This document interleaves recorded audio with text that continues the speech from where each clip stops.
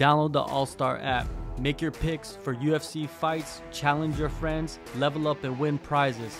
Link in description. Get it now.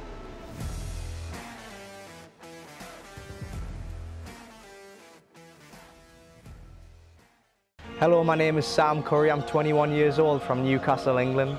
I've had 7 amateur fights. I'm 5-2 and I plan on turning pro in the next year or so.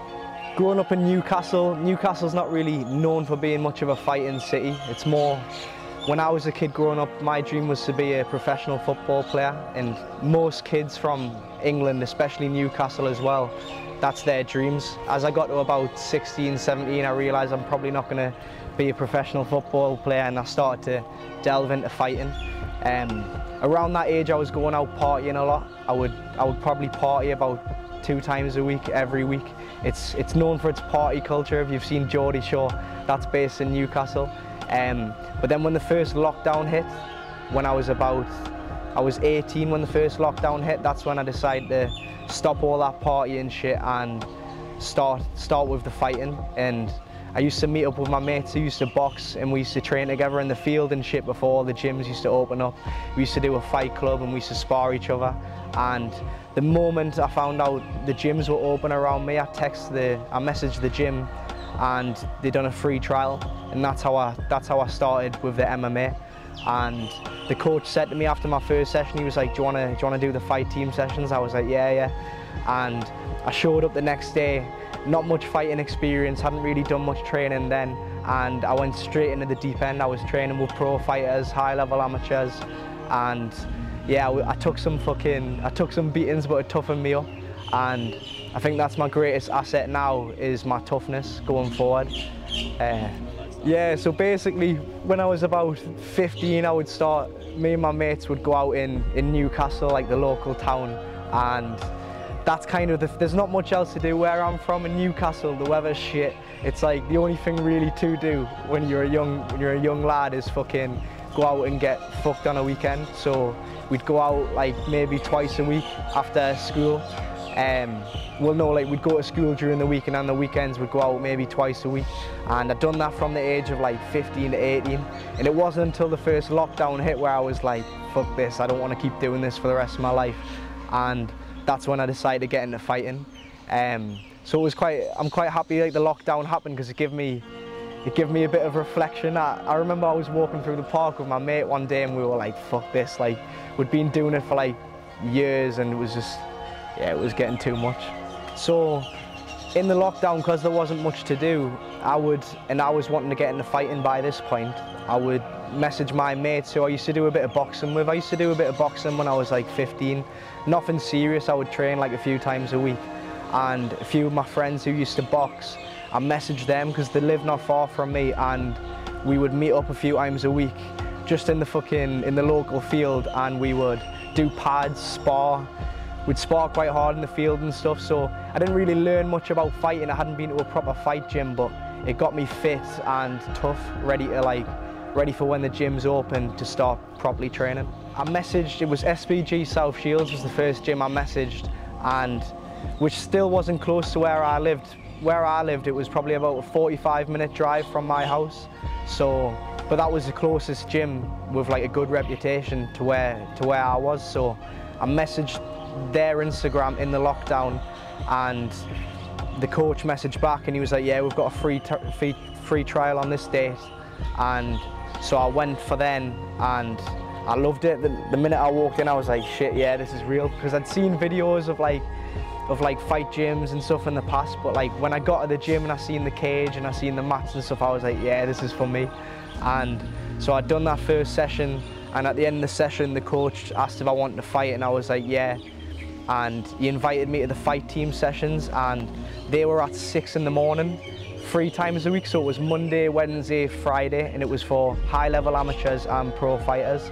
So I got invited to there, and I would get up at about 10 to 5, so 4:50 AM, 3 times a week to go train 45 minutes away. So fucking, luckily my dad helped me out a lot. He was a big help. Without him, I wouldn't have been able to make it to the gym back then, because I didn't drive or anything like that.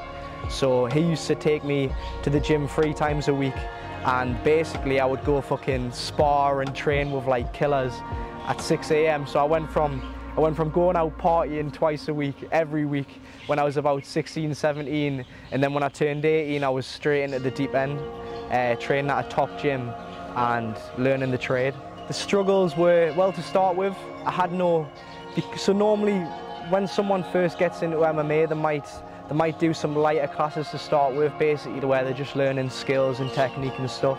But with me, because the first sessions I was doing were fight team sessions and people were preparing for fights, I was basically like thrown straight into the deep end, and the struggles were, because I didn't know much technique, I was forced to just basically fight people, and which was good. It toughened me up, and yeah, the struggles were not knowing much technique, so I had to compensate with that with just heart basically and fighting. That was the struggles. Yeah, so my first amateur fight, I'd been training about 6 to 8 months by this point, and I picked it up fast because I was training with some high level people. My coach was coaching me well. I was ready for the fight. And how the fight went, it was the guy, I thought he was stalling a lot. We call it wall and stall. He was shooting takedowns and he couldn't get me down, but we were just against the cage, and because of my lack of experience, I'd only been training about 8 months. Like, I didn't have the technique there to like get him off the cage and get him back into striking range and take him out basically. I spent most of the fight with my back against the cage, so it was a big learning lesson. But I went back to the drawing board not long after that and like leveled up my game a lot. But yeah, it was a good experience, my first amateur fight. And yeah, so in the first fight I was game, and basically I came out from the bell and I was just trying to knock him out in the first like minute or so, and he shot for the leg straight away, and basically I spent most of the fight with my back against the cage. I would put it down to a lack of experience. By that point I hadn't been training too long, and I didn't know enough to maybe turn him off the cage and get back to striking range. But it was a good experience for sure, and it done me well going forward in the future, having losses, because I've lost twice in my amateur career now, and in my first 3 fights I lost my first 2 fights. So after that, after I lost my second, going into my 3rd fight, which was my 2nd loss, I was kind of the mindset of like, I might not do this going forward. I wasn't sure if I wanted to do this as a career or not. And then after that loss, coming back, I was like, fuck this, I never want to lose again. I want to win every fight going forward, and I haven't lost since then, so I'm going to keep moving on.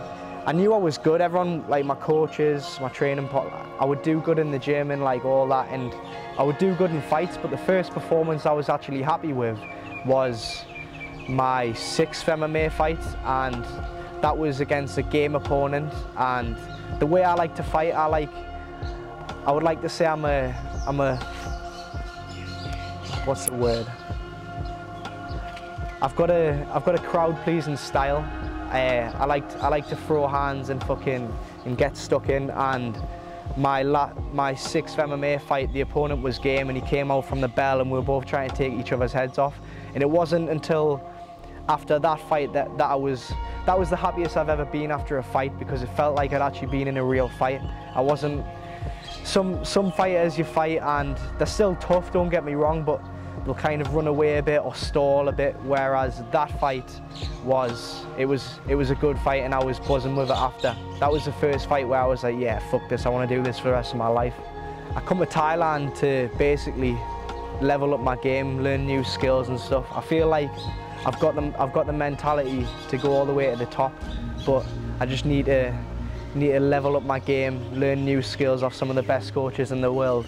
So that was my initial reason to come to Thailand. So I come in November for the first time, and that was for 6 weeks. And then when I went home in November, I was like, fuck this, I want to move here. So the plan going forward is to stay here and turn professional out here and fucking take over the fight scene in Asia. Fighting out here was one of the best experiences I've had fighting, because just where I was fighting was next to the beach. It was next to a fucking pool and stuff, in a cool gym. And I fought in a lot worse places. I fought in like social clubs, as you'd call them back in like England, and like just shit venues, and fucking fighting out here, it was sick. It was like fighting in paradise, so for sure it was a good experience, and I hope to have a few more amateur fights out here and then turn pro. Yeah, I just rocked up, and you meet a lot of people who are doing the same shit as well. There's a lot of people who come here on their own to train and stuff, so I met people instantly, and yeah, it's fucking paradise, to be honest. Like, there's nowhere in the world I'd rather be. It's perfect for what my goals are, and yeah, it's a sick place. It was mad just rocking up on my own. I was a bit like, I wasn't knowing what to expect. I was a bit like, fuck, what's it gonna be like? But all the coaches welcomed me in like perfectly. It took me about a week to settle in, and then I was like, yeah, fuck, I don't want to leave. Yeah, for sure, especially the wrestling. You don't, Frank and George, like the wrestling you get here, well, everything you get here, but especially the wrestling compared to back home.